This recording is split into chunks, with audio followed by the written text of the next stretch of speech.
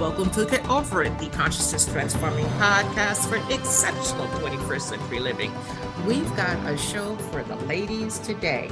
We're going to be speaking with Vicki L. Dobbs, and her second book is Get Off of the Shelf. Choose you first. You have a right to be happy.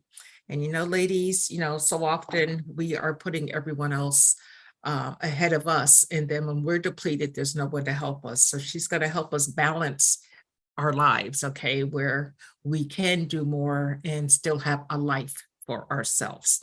Now, the information shared on Get Over It uses intuitive and pragmatic insight to help you shift your consciousness to break blocks and release energy that is no longer needed. Yes, we're going to help you let go of the BS that is holding you back, but I always ask that question, are you truly ready to? And by the way, folks, BS is belief system. A bit about me for my new listeners, intuitive since birth. I'm a third generation intuitive with over 3 decades of experience supporting to break through the blocks along their path. I'm a strategist for personal and professional transformation, revealing cutting edge information that enables you to prosper and thrive. I spent 25 successful years in corporate America as an executive sales professional, and I am the founder of Healing Visions Ministries and the Northern California Children's Education Network, a 501c3 nonprofit. I provide consultations and healings in all areas of life that heal the mind-body-spirit connection, allowing you to live your very best life. My clients tell me that I keep it real while providing them with accurate information to assist them along their journey as a spirit living a human existence. But they also say, if you really don't want to know, don't ask Monique. My background includes a doctorate in metaphysics, Reiki master teacher, ordained minister, and clinical hypnotherapist. So whether you are stressed, depressed, or possessed, I can help.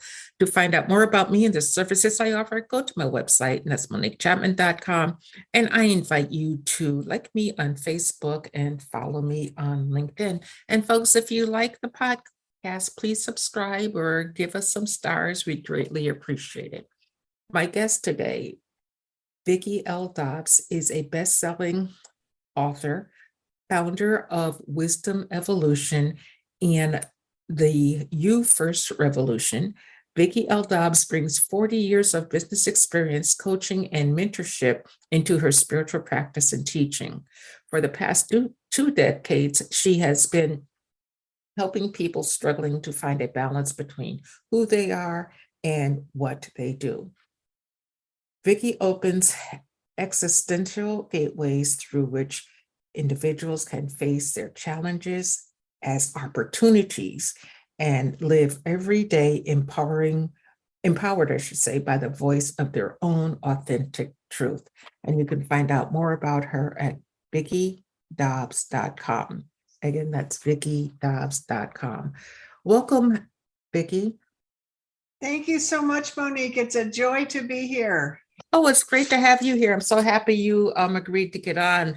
This book, Get Off of the Shelf, it seems like perfect timing because between COVID a couple of years ago, everything going on with the politics of the world, not just here in the United States, it's time for women to take action, I feel. So why did you write this book? Well, I had a very visceral experience. I have to say it felt real, but I have never found the location that it happened in. So the dream was me walking down a hallway lined with bookshelves when my attention got connected to something up and to my left. And there I sat on the top of a bookshelf with my arms crossed and my knees crossed and my foot bouncing up and down, looking down at me going, what in the Sam hell am I doing on this shelf again? And it was so real. And I actually had a dentist appointment later that day. And he said, so what are you up to nowadays? And I said, I think I'm going to write a book called Get Off the Shelf. Mm-hmm. And that's kind of how it got started. It's my story of how I have watched myself set me aside in service to everything and everybody else in my life except myself. But it's interesting because your story crosses the whole realm of females. I hope it's something that men and women alike will hear. There are men who are just as codependent as women are, who have been raised to, put everything ahead of themselves. And I would just love people to know that you, your heart, your truth, your soul matter. It's not just what you do, what you give to the world, and how you react to the world, but it's who you are in the world. It's you, the truth of you, the depth of you, that dream that lies dormant in the bottom of your heart. It matters. You matter. And above all else, when you put you first, you gift the world the best of you, not just what's left of you. I like that. The best, not just what's left. Now, you didn't just arrive at this magical point. You went through a lot of trials and tribulations to get here. You say in the book that as a younger woman, you struggled with weight. You had a mother who had a very tiny waist, and she was sound like the quintessential 50s mom. I mean, with the hose, the dress, the whole 9 yards, at home, Absolutely. right?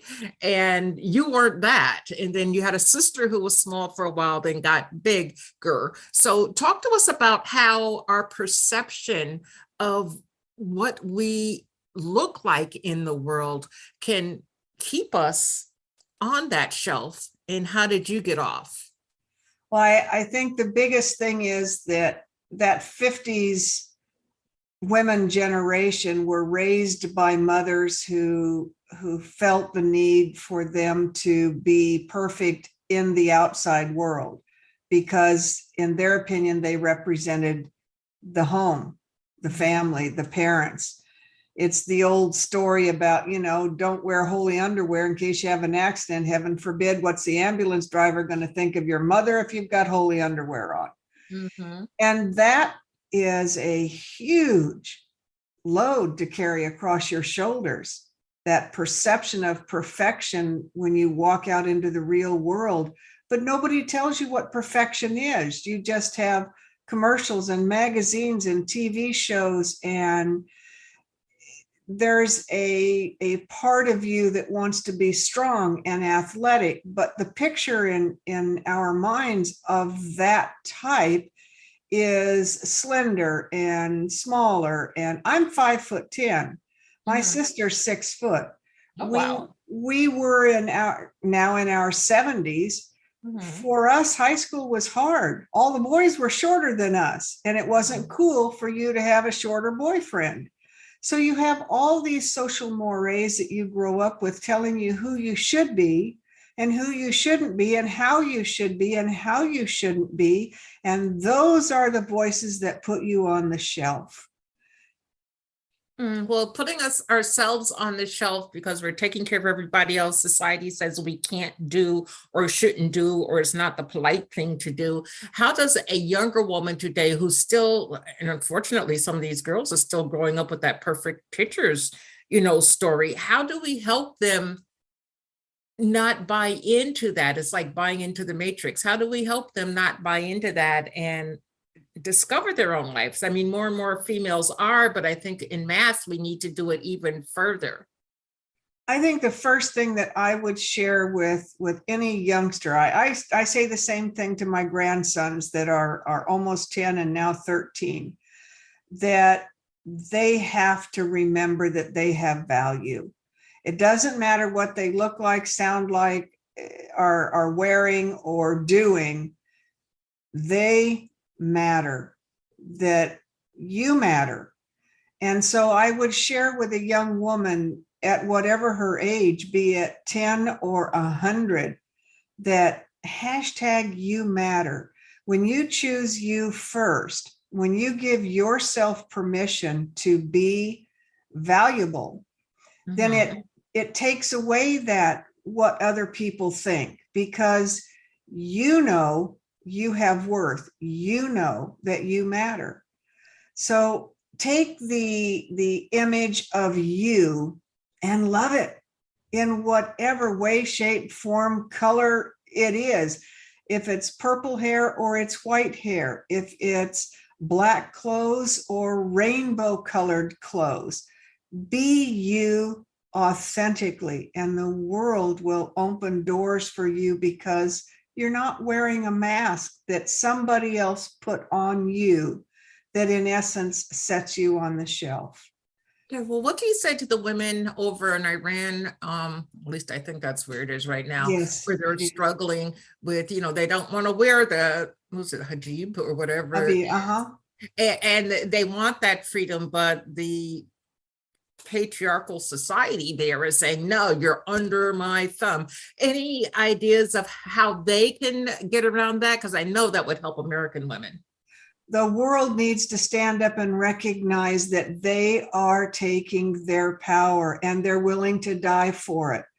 And I love that they asked that question. Just the other day, my eye doctor, who has family there, said to me, how can we make this more public? How can we let people know what's happening there? And Monique, thank you for opening the door to that question, because I just send so much love and light to that area, that these women of power have found the strength to say, I'd rather be dead than under your thumb, that I have value, and I'm going to stand here face to face, toe to toe with you and offer you my life as that truth.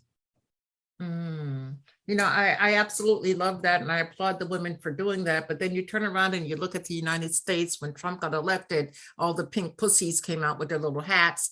And there was another occasion when women, I can't even remember, I guess the beginning of Roe v. Wade being discussed as, getting rid of it. And here we're sitting in the United States today where, the government has revoked a woman's right on that level. And folks, if you think that's the only thing they're going to revoke, you're wrong.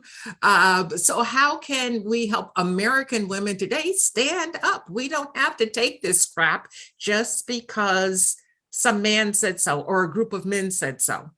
I think never number carried a one, trap. the same thing, you have to be willing to stand up and be seen. So many women are voicing to their friends and family their true feelings, but they aren't sharing them where their voices are heard by the important people. And of course, your number one thing to do is vote, but don't vote stupid. Don't vote because you're told how to vote, or you're shown how to vote, or somebody's commercial is better than somebody else's commercial, and suddenly you believe that one over that one. Research your vote. Understand what you're voting for. And most importantly, believe in who you are voting for, that it's the same belief you want for yourself, because that vote says to the world that that's what I want to do. So the voting would definitely, and I agree, would definitely help. And then we just have to take ownership, Yes, don't be afraid to post on social media how you feel. I was a lifelong realtor. I have semi-retired, a good realtor never dies. They just become listless.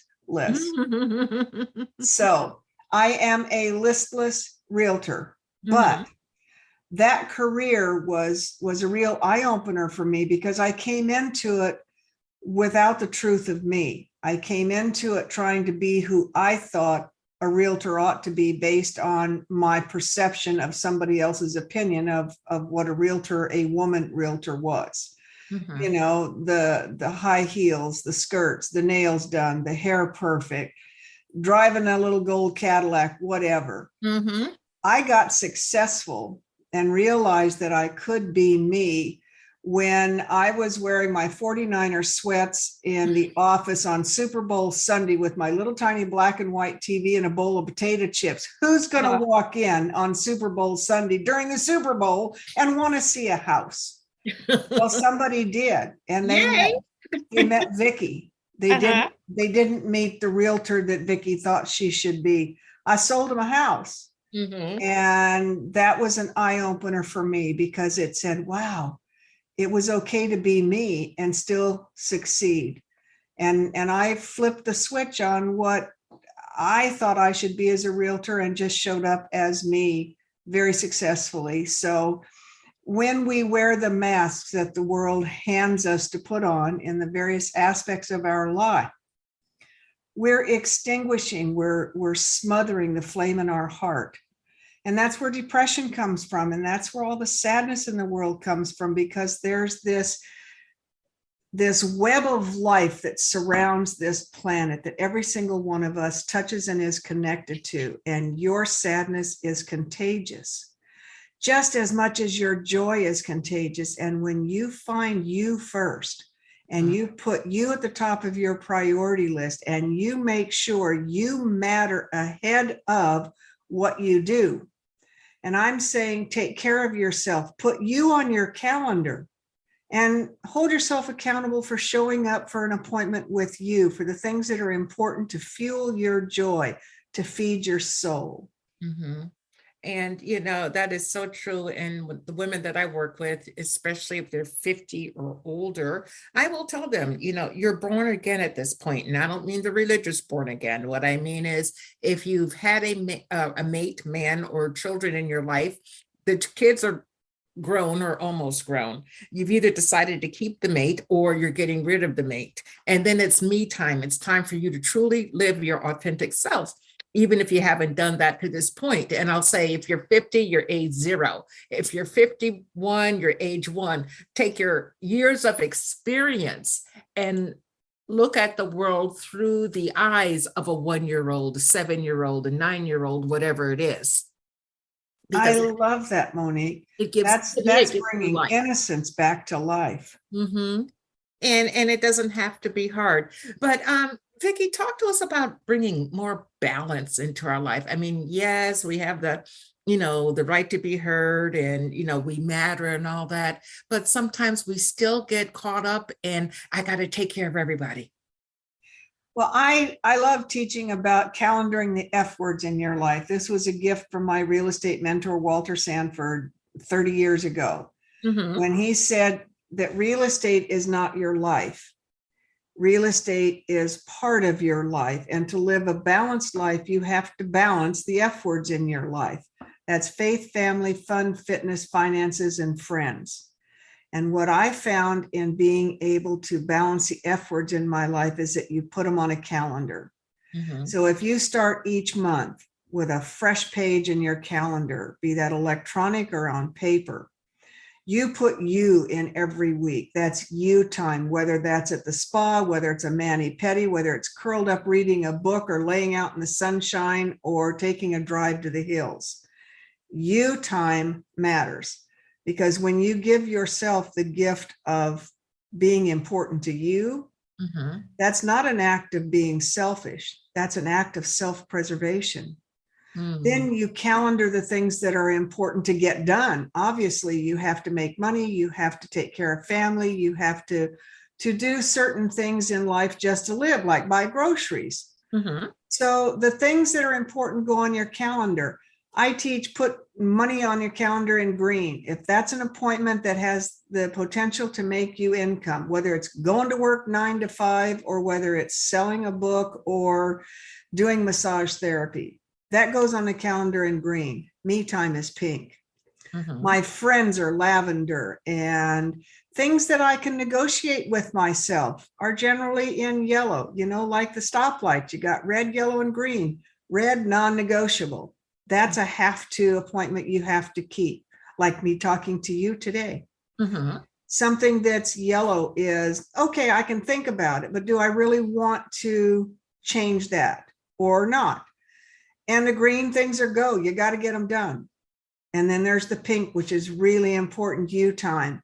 And then you still have faith and friends to deal with and your family. So calendar the F words in your life.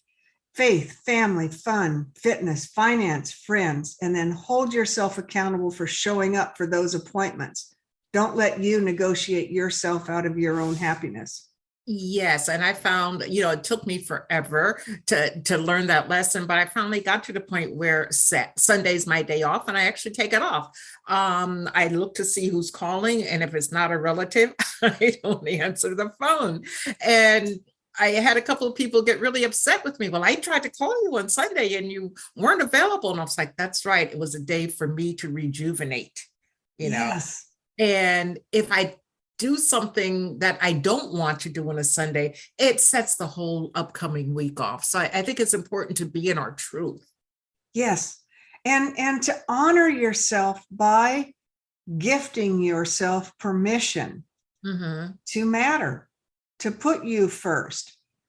And it's a difficult challenge. I was into my 50s when I learned about boundaries. It's like, what? I can have boundaries? Yeah, I can do that for real. Oh, you mean I can actually tell somebody they don't have permission to talk to me like that or treat me like that? That was a whole new concept to me, and I'm still learning that one. Uh-huh. It's a lifetime journey, but yes, ladies and gentlemen, you matter.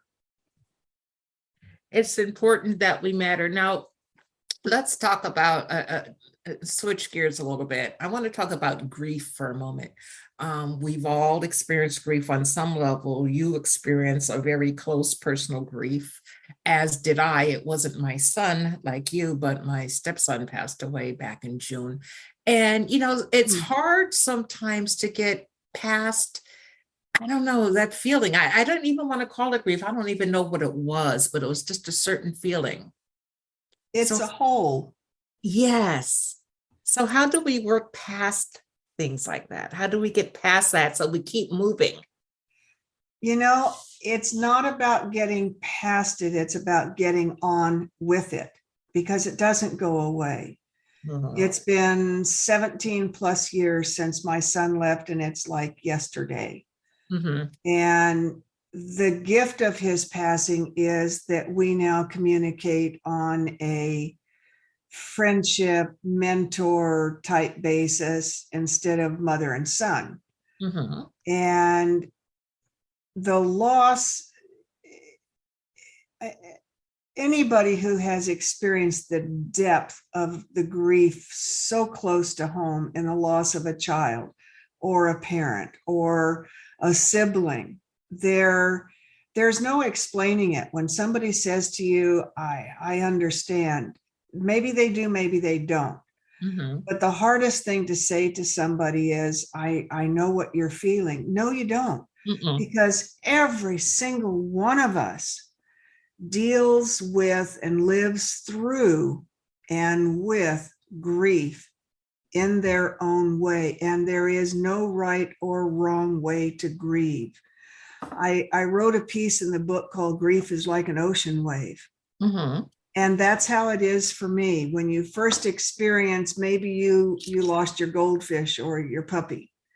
That's the beginning of your understanding of grief as a child. And it's a little wave. And when it comes in and smacks you around the ankles and the sand shifts under your feet, it knocks you a little off balance, but it's okay. You can stand there, and maybe the next one comes in knee high, and you really have to work at getting your balance back.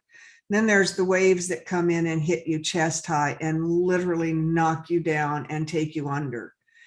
And as you are being tossed in this wave of grief, you may find a place of peace that you want to stay in and not come back from.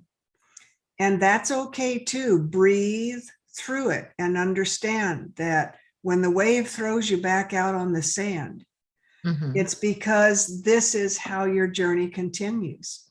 You go down, you come back up. You get knocked a little off balance, you waver and you stand. You get your footing knocked out from underneath you. And there's times it feels like your heart will be ripped out from underneath you. But you will learn in your own way. And I have to say, there's, again, no right or wrong way to grieve. There is only your way. And allow yourself to take that in, to breathe in There's no right or wrong way to grieve. There is just my way. And if next time you encounter somebody who has suffered a tragedy in their life, however close or distant, those of us who are feeling the grief that's happening around the world, instead of saying, "How are you doing?" ask someone how they are being today. That's a big difference, a big difference. So I want to shift gears again, but I want to talk about the D word, doubt, because sometimes we'll come up with these fantastic ideas and plans and all, and then all of a sudden that little negative, gnarly little voice comes in there and says, well, you can't do that because somebody 40 years told you can't do that. So talk to us about doubt and how we can overcome it. That is the voice that sits on my right shoulder and screeches in my ear. It's the ego mind that in its own essence is trying to keep you safe, which means no change, no upheaval, same old, same old, same old, same old that you were taught you shouldn't change. There's doubt can be an important thing. And so I share with people, is the doubt in your mind, in your throat, in your heart, or in your belly? Mm-hmm. Those are different questions. And they're from very different resources when you take those feelings of doubt and confront them where they're coming from. Mm-hmm. But doubt is a great teacher because it also makes you take just that instant and say, is this right for me or not? Just don't let doubt be the ruling voice in your mind, because it will drown you. Mm-hmm. And you will find yourself, treading water. And that's exactly where you'll be. When doubt runs your life, you're stuck in the middle of a stream or the swimming pool and you're just treading water. You can't go left or right because doubt says, really? Mm-hmm. So you know in your own heart that in your own mind and body what's right for you. So trust when your head starts playing games with you, listen to your heart. I used to tell people when they'd shop with me to buy a house, oh, great, you walked into this, you love it. That's your head talking. You like the location, you like the color, blah, blah, blah. Sit down in the chair. Now, feel the house. Mm-hmm.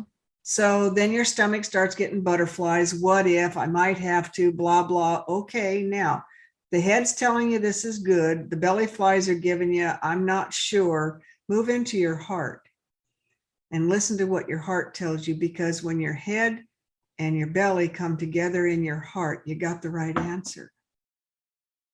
That is definitely true. So, folks, you got to take the time. It's like taking the time to go within. You talk about this in your book about awareness and going inside and really feeling what you're looking to do and feeling what you're going through at the moment. Our time is drawing nigh. It's amazing how fast our time goes. When people go to your website, VickiDobbs.com, what are they going to find there? Well, you'll find a little short video that tells you my story that's, coming up on 10 years old, but the story doesn't change. There's just been more added to it. Mm-hmm. That VickiDobbs.com is VickiDobbs.com. You can find me on Facebook as Vicki L. Dobbs. Join the You First Revolution on Facebook. We'd love to have you there and your opinions and support you. You can sign up for my free newsletter, and there are a couple of options for gifts.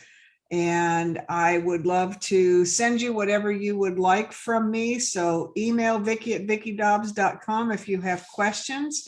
Mm-hmm. And Monique, thank you so much again for sharing your time with me and allowing me to gift the world with the best of me today.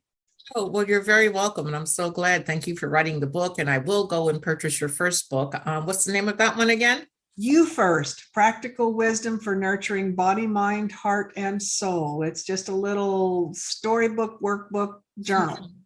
Okay. Well, folks, I think both books would do you good, especially if you're in a state of transformation right now, which we all are. So you might as well just admit it and get on board, and because we're not going back to whatever life used to be. Okay, we're in our new normal, that you can still make a wonderful life for yourself within the new normal. So Vicki Dobbs, thank you for being with me. To the audience, I thank you for joining us. I truly appreciate your time and attention. And everyone, please remember that the most important choice you can make is what you choose to make important. Consider making the masterful choice of getting off the shelf. Let the blessings lighten up to all.